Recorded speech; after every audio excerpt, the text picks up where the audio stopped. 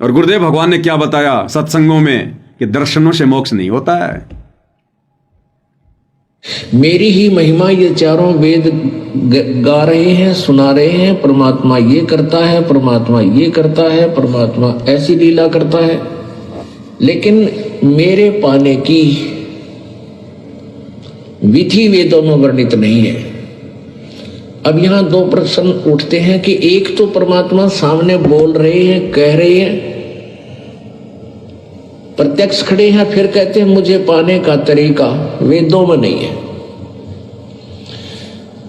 अब इससे क्या सिद्ध होता है कि परमात्मा के दर्शन कर लेने से मोक्ष नहीं, परमात्मा के द्वारा दिए गए उस भक्ति की कमाई करने से मोक्ष होगा।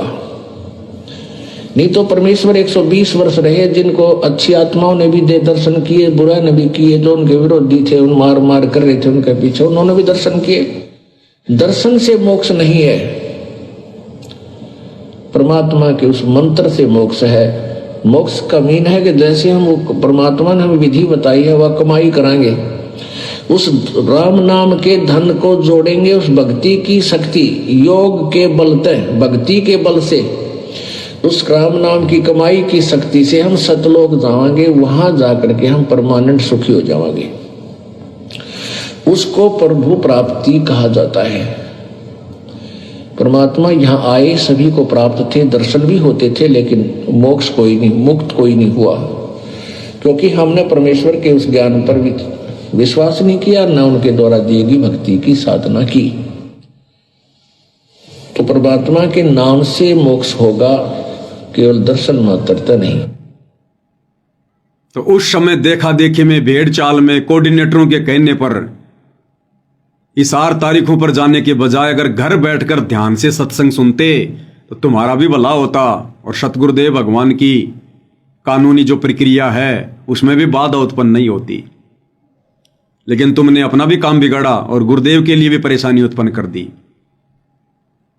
इसलिए परमात्मा कहते हैं, बिना सोचे समझे जो करे पाछे सो पछताए, और काम बिगाड़े आपना और जग में होत असहाय। खुद की भी बेइज्जती और संसार में भी बड़ी हंसी करवाता है। कर लो दर्शन, ले लो मोक्ष, दर्शनों से मोक्ष मिलेगा। अगर दर्शनों से मोक्ष मिले तो संगत को तो कई साल हो गई दर्शन नहीं हो रहे, और जिस जेल में गुरुदेव भगवान बैठे वहां के कैदियों को तो सारा दिन दर्शन होते हैं, उन पुलिस वालों को तो दिन में कई कई बार दर्शन होते हैं। चले गए सारे सतलोक, वो तो पार हो गए होंगे सारे के सारे कैदी। ये हमारी मूर्खता है, मूर्खता। और जब तक ये मूर्खता संगत दिखाती रहेगी, भाई सतगुरु प्रसन्न नहीं होने वाला, सतगुरु प्रसन्न नहीं होने वाला।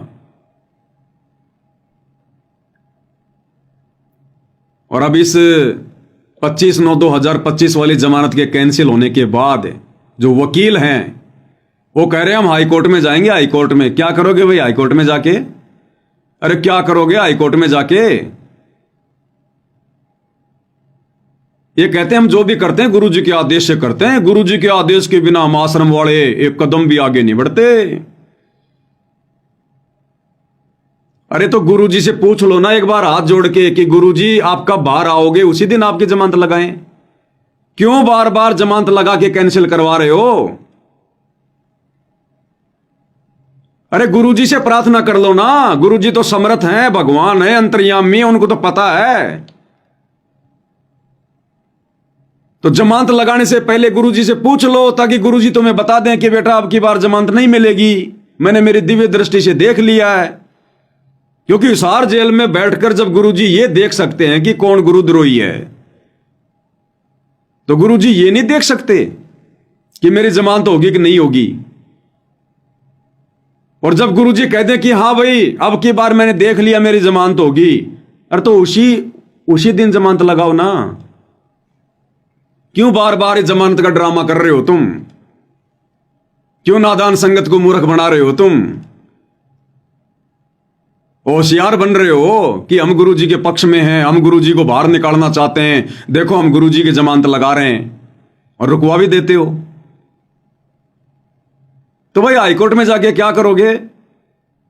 पहले गुरुजी से अर्ज कर लो, गुरुजी से प्रार्थना कर लो। अगर तुम्हारे दिमाग में ये बात नहीं आई है तो अरे वकीलो, तुम गुरुजी के पास तो जाते हो मिलने। संगत को कहा जाता ना कि आज वकीलों की मिलाई थी, गुरुजी ने वकीलों के माध्यम से यह आदेश भेजा है। अरे तो भाई वकीलो, हिसार जेल में जाओ, तुम्हें विधि बता रहे हैं, हिसार जेल में जाओ, सतगुरु जी को दंडवत प्रणाम करो, उनसे अर्ज करो, विनती करो। लेकिन तुम दंडवत प्रणाम नहीं करोगे, तुम्हारी काली पैंट सफेद शर्ट मिट्टी में गंदी हो जाएगी। भाई आसपास के लोग देखेंगे तो क्या कहेंगे, ओहो ये वकील भी संत रामपाल जी को दंडवत कर रहा है। संत रामपाल जी के मुकदमों में ज्यादातर उनके भगत वकील हैं, और जब जेल में मिलने जाते हैं दंडवत तक नहीं करते, दंडवत तक शर्म के मारे। तो भैया अगर उनको प्रसन्न करना है तो गीता जी अध्याय 4 श्लोक 34 में लिखा है कि सर्वप्रथम आधीनी से उस तत्वदर्शी संत को दंडवत कर, झुक के प्रणाम कर, तब तुझे वो तत्व ज्ञान का उपदेश करेंगे, तब तुझे कोई मार्गदर्शन देंगे। तो दंडवत प्रणाम करो जाके और अर्ज करो कि हे परमेश्वर, आप कब दया कर रहे हैं बाहर आने की, परमात्मा उसी समय हम जमानत लगाएं, वरना बार बार कैंसिल हो रही है। तो जब गुरु जी कह दें कि बच्चों फला फला दिन तुम मेरी जमानत लगाओ, इस समय जमानत हो जाएगी, बहुत अच्छी बात है। क्योंकि 7 वचन पलटे नहीं, चाहे पलट जाए ब्रह्मांड, सतगुरु के वचन तो फैल हो ही नहीं सकते। और तुम ये कहते हो कि हम तो हर बार गुरु जी से पूछ के जमानत लगाते हैं, तो फिर संत के वचन कैसे फैल हो रहे हैं भाई? फिर संत के वचन कैसे फैल हो रहे हैं? फिर जमानत कैसे कैंसिल हो रही है? जज परमात्मा से बड़ा हो गया क्या? सारे काम तुम मनमुखी रूप से करते हो, गुरु को मानुष मान के।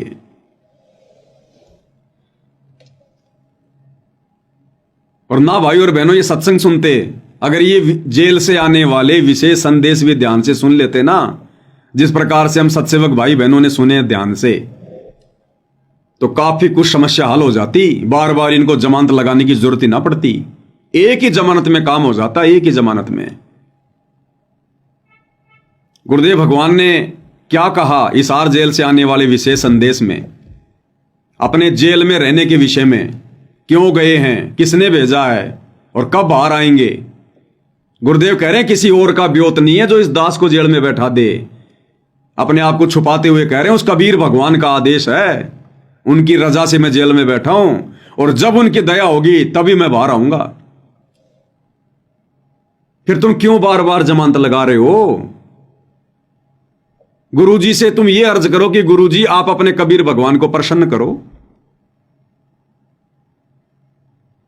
और हमें यह बता दो कि कब आपकी जमानत होगी। लेकिन भैया कबीर भगवान कब प्रसन्न होगा? आप लोगों के अनुसार सतगुरु रामपाल जी पर कबीर भगवान कब प्रसन्न होगा? वो तो प्रसन्न ही है, लेकिन गुरु कब प्रसन्न होगा? जब संगत अपने गुरु को प्रसन्न करने वाले कार्य करेगी। तो क्या कह रहे हैं गुरुदेव भगवान, क्या तुम ये सत्संग नहीं सुनते? गुरुदेव कह रहे हैं उस परमात्मा के हुक्म से, उनके आदेश से बैठा हूं। उन्होंने मौका दिया मुझे जेल में बैठने का, उनके आदेश से, और जब उनका आदेश होगा तभी बाहर आऊंगा। फिर क्यों जमानत पे जमानत, जमानत पे जमानत? क्यों भक्तों का पैसा बर्बाद कर रहे हो इन कोर्टों में जमानत लगवा के? क्यों संगत को मूर्ख बना रहे हो? गुरुजी आ रहे हैं, गुरुजी आ रहे हैं, गुरुजी आ रहे हैं। क्या कह रहे हैं परमात्मा? आपको समझाने के लिए, आपकी बुद्धि का विकास करने के लिए ये रह कर सत्संग सुनाए जा रहे। आप इनको बहुत गौर से सुना करो, गौर से।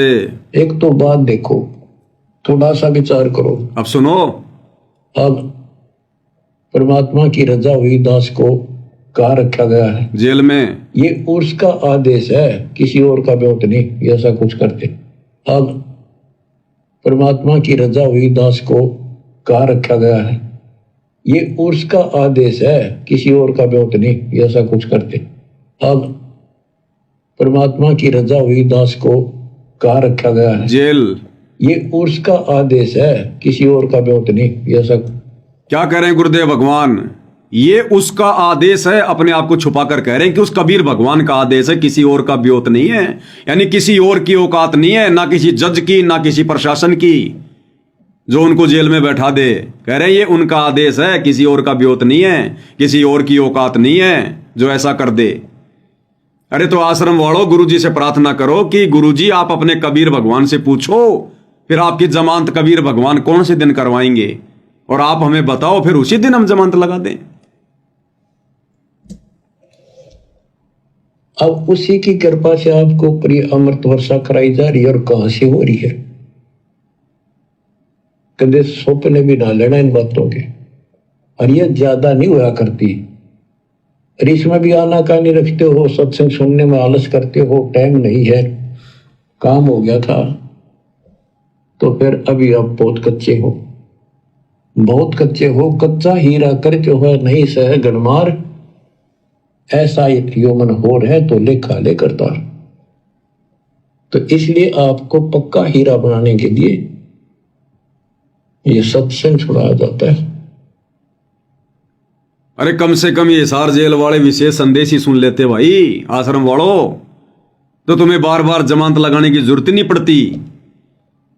सत्संग में गुरुदेव ने क्लियर कर दिया कि दास को कहां रखा गया है, यानी जेल का नाम तो नहीं लेंगे गुरुदेव, क्योंकि जेल से आ रहे सत्संग, कि दास को कहां रखा गया है, तो आप और हमें पता है कि कहां रखा गया है। और कह रहे हैं ये उसका आदेश है, अपने आप को छुपा कर कह रहे हैं गुरुदेव भगवान कि ये उस कबीर भगवान का आदेश है, किसी और का ब्योत नहीं है जो ऐसा कर दे।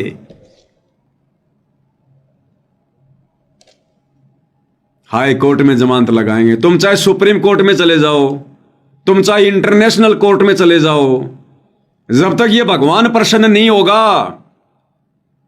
और भगवान प्रसन्न होगा भक्तों की भक्ति देखकर, भक्तों की मर्यादा देखकर, उनका आचरण देखकर, उनका भक्ति भाव देखकर। और तुम इन चीजों के आसपास भी नहीं हो आश्रम वालों, आसपास भी, तो कैसे भगवान अपनी जमानत के लिए जज को प्रेरणा कर देगा? नहीं करेगा। तो शिक्षा लो, सबक लो, मोक्ष के लिए जुड़े हो, राजनीति के लिए नहीं जुड़े हो। अगर सतगुरु रामपाल जी के मार्ग में उपदेश लेकर अगर यही बकवाद करनी थी तो फिर क्यों जुड़े? ये बकवाद तो दूसरे संतों के मार्ग में भी चलती है, ये वही कर लेते बैठ के, संत की बदनामी करके और पाप जमा करने क्यों आ गए भाई? या तो वो उपदेश ले जो भक्ति करे, जो भगवान को प्रसन्न करे, जो ज्ञान को आधार बनावे। तुमने तो आधार बना लिया अपने कोऑर्डिनेटरों को, गुरुजी के परिवार को, वकीलों को, बड़े बड़े भक्तों को तुमने आधार बनाया, इन लोगों को। तो भाई इन चीजों को आधार बनाने से सौपन में भी मुक्ति नहीं हो सकती, सौपन में भी भक्तों।